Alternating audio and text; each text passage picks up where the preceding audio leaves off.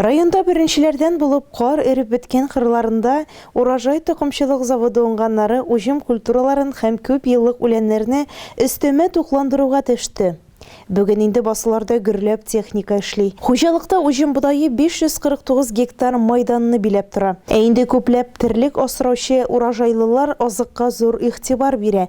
Күп еллык үләннәр 1858 гектарны тәшкил итә.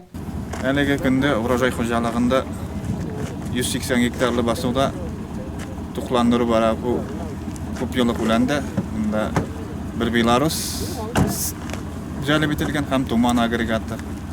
Барлыгы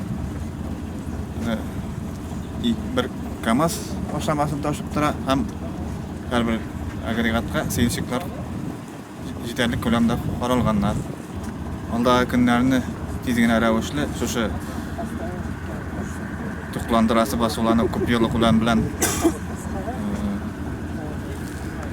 кышкы бодайларны тукландырып чыгарбыз дип ышанабыз. Өстәмә тукландыру өчен Туман бер үзйөрешле сиптергеч агрегаты һәм МТЗ-82дә бер тракторына тагылган ЗАМ 1500 минераль ашламалар таратучы агрегат җәлеп ителгән.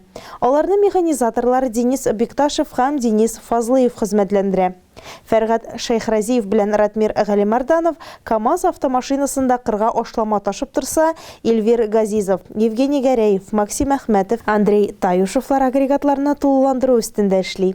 Әйткәндәй, барлыгы 760 тонна тупланган минераль ашламалар 1 гектарга 1 центнер күләмендә кертелә.